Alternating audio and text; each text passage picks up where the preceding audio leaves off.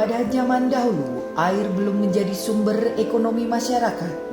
Untuk memenuhi kebutuhan sehari-hari, penduduk mengambil air dari mata air sekitar yang dianggap cukup bersih. Sekitar tahun 1924, pada periode pemerintahan Hindia Belanda, telah membangun penyulingan air bersih dengan kapasitas 100 liter per detik dari mata air Mudal, Wonosobo. Pada saat itu, pengguna air bersih hanya untuk bangsa Belanda dan orang-orang yang tidak membahayakan keberlangsungan hidup para kolonial dengan jumlah kurang lebih 2.500 jiwa. Pada tanggal 20 Desember 1937, Waterleiding Vereniging Regeringschap Wonosobo diundang-undangkan dalam Provinsial Blad Midden Jawa seri C7. Mulai tanggal 29 Juni 1940, air bersih di daerah Wonosobo untuk pertama kali mulai dikelola secara administrasi. Selama beberapa tahun, kolonial Belanda selalu meningkatkan kualitas air bersih, sekaligus dimanfaatkan sebagai senjata oleh pihak Belanda. Setelah kemerdekaan Indonesia tahun 1945, pengelolaan air bersih yang semula milik Belanda kini diambil alih dan dijalankan oleh pemerintah Kabupaten Wonosobo, dan manfaat air bersih dapat dirasakan oleh penduduk Wonosobo. Semakin mapannya tata pemerintahan, maka pengelolaan saluran air peninggalan Belanda diserahkan kepada Dinas Pekerjaan Umum Kabupaten Dati II Wonosobo. Karena pengurusan air minum yang sudah tidak sesuai dengan perkembangan kebutuhan dan pelayanan, maka pemerintah daerah berpikir bahwa perlu dibentuknya suatu perusahaan daerah yang khusus mengurusi air minum.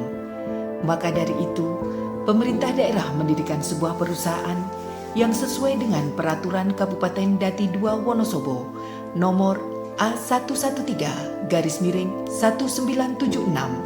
dengan nama Perusahaan Air Minum Kabupaten Dati II Wonosobo.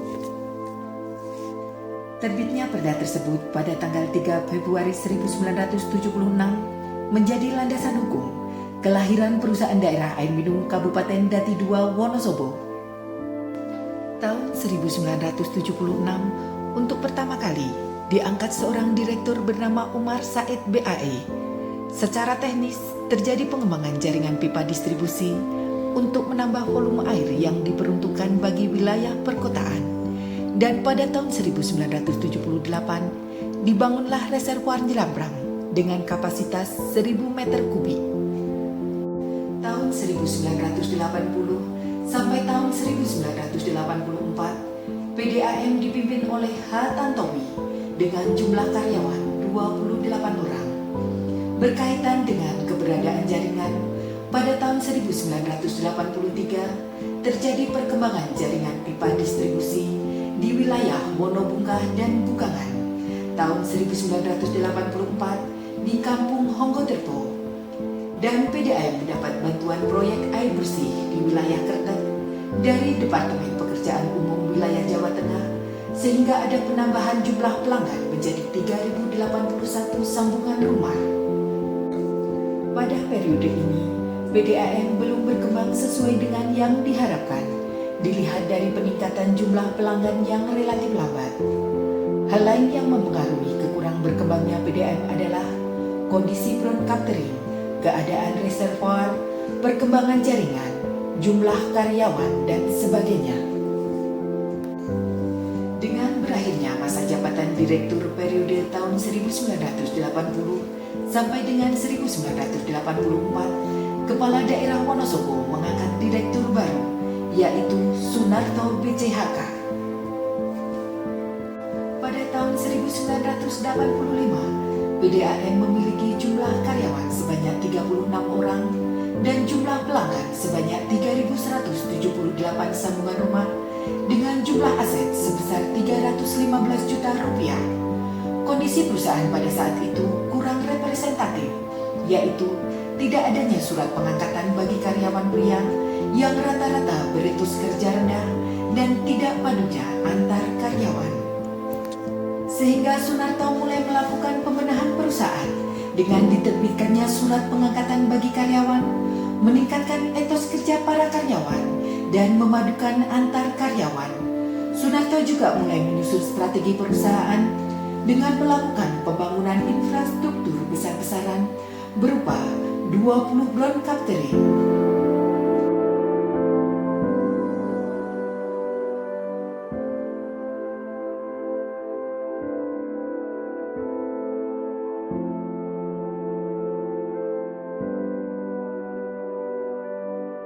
15 reservoir,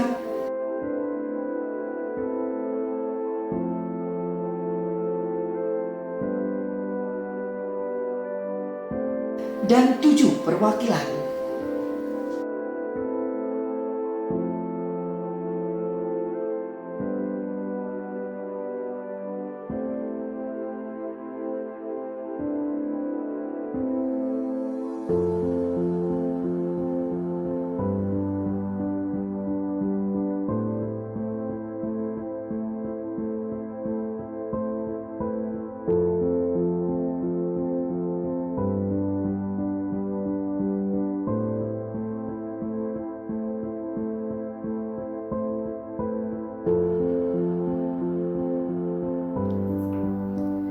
Dan pada saat itu juga terjadi peningkatan jumlah karyawan dan jumlah pelanggan yang sangat signifikan. Program-program inkonvensional yang menjadi andalan yaitu diterapkannya pola baru dalam menjaring calon pelanggan, calon karyawan, serta pembayaran untuk pelanggan baru. Setiap karyawan baru dikenakan kewajiban untuk merekrut sejumlah pelanggan baru, serta cara pembayaran bagi pelanggan baru yang sebelumnya dilakukan secara tunai menjadi angsuran. Perjalanan PDAM bersama direktur yang inovatif, kreatif, sekaligus mempunyai keberanian keluar dari pakem ini berangsur-angsur menunjukkan perkembangan yang spektakuler. Setelah masa kepemimpinan Sunarto BCHK berakhir, kepemimpinan PDAM Wonosobo dilanjutkan periode 1999 sampai dengan 2001 Dr. Andes Muntohar, periode 2001 sampai dengan 2006 Dr. Andes Supandi SA,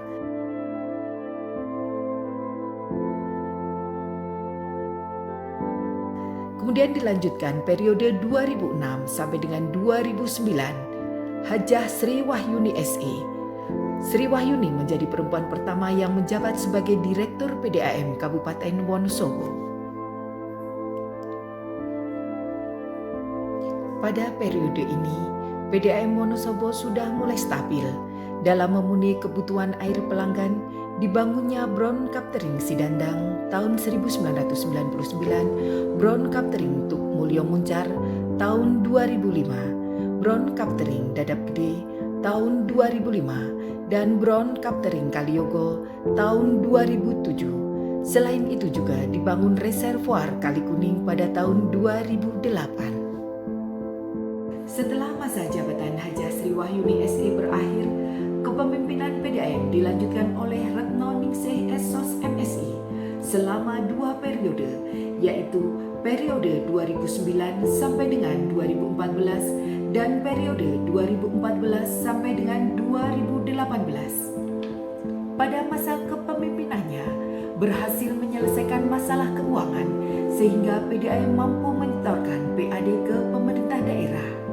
Secara teknis juga berhasil menurunkan tingkat kebocoran air menjadi di bawah 30%. Infrastruktur yang dibangun untuk menambah sampel air diantaranya pembuatan Brown Captering Silego tahun 2010, Brown Captering Gedung Nongko tahun 2010, Brown Captering Tempurung tahun 2011, dan Brown Captering Sinatar tahun 2018. Selain itu, untuk mendukung pelayanan distribusi air, juga dibangun reservoir Karangjambe tahun 2010, reservoir Bakalan Baru tahun 2013, dan reservoir Mutisari tahun 2013. Dan pada tahun 2016 dibangun gedung kantor baru.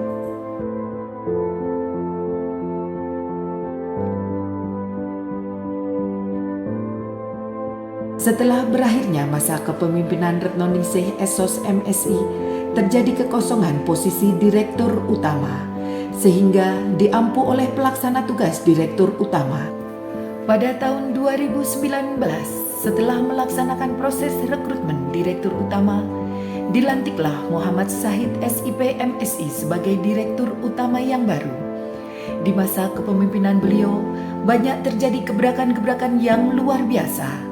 Di antaranya, mengefisiensikan hari kerja yang semula 6 hari menjadi 5 hari kerja, menginisiasi terbentuknya unit layanan pengadaan dan sistem informasi geografis untuk jaringan transmisi dan distribusi, alih status dari pegawai outsourcing menjadi P3K, rekrutmen Officer Development Program, pembenahan dokumen berupa pembuatan SOP terbaru, pembuatan sertifikat kepemilikan tanah brown catering dan reservoir, pembuatan rencana bisnis tahun 2020 sampai dengan tahun 2024, pembuatan rencana pengamanan air minum, serta inventarisasi aset. Di bidang teknis untuk menambah suplai air baku, beliau berhasil membangun brown catering Sukorini, Sidabia, Sikepu, Juwanta, dan membeli mata air, serta mengoptimalisasi brown catering yang sudah terpasang.